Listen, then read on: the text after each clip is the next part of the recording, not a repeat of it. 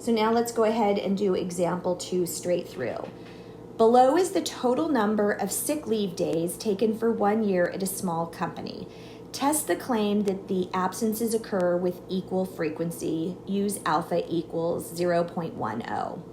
So as you can see that the Monday and Friday, I probably darkened those too much, days look like they occur more frequently. People are taking 3-day weekends. Maybe they aren't really sick. So we want to test, is that within a normal range or no? People are taking 3-day weekends.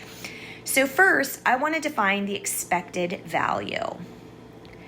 So if you remember, we need to start with how many data points occurred, which in this case, 77 sick days were recorded.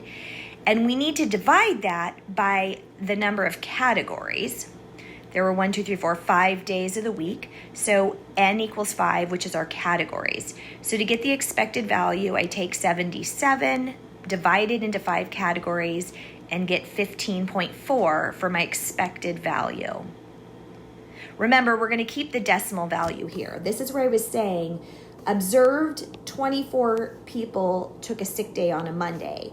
We can't have 15.4 people or sick days recorded on a Monday, but remember, this becomes an average, a mathematical calculation. And on average, people should be taking 15.4 sick days per day, which would still total 75.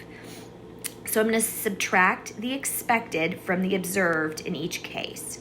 Now I know this is going faster than you can write. I assume you'll kind of pause as needed and write it down. It's more about seeing the process in one snapshot. Next, I need to square those subtractions. And again, instead of dividing each of those by E, I'm going to go ahead and add everything up first, and I'm going to divide by E last. So I come up here and add those orange squared numbers to get 181.2, and I'm dividing by my expected value of 15.4 to get a test statistic of 11.76666, and rounding with 2 digits to the right of the decimal, we have 11.77.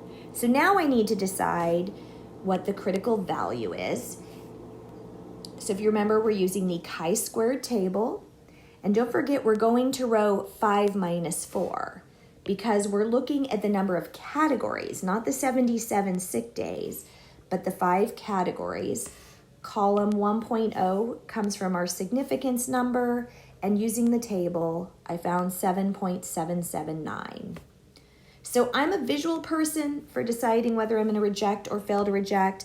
Many of you can just look at the numbers and figure it out on your own, but I got to draw my picture over here. Maybe it looks bell-shaped, maybe it looks right skewed. What I really care about is I have a line where I'm putting the numbers in order. 7.79 comes before 11.77. Again, I'm labeling them so I know which number represents which. We always shade from the critical value. For our chi-squared goodness of fit, we always shade to the right. And therefore, my test statistic does fall in the critical region. He is shady. I do reject him. So we finished the problem. Oh my God, but I didn't do H0 and H1, sorry. So if we go back, it says test the claim that absences occur with equal frequency. Because I see the word equal, I don't even feel a need to rewrite the question. H0, absences occur with equal frequency. H1, absences occur with unequal frequency or do not occur with equal frequency. And we'll go ahead and skip the conclusion since you're good at that by now.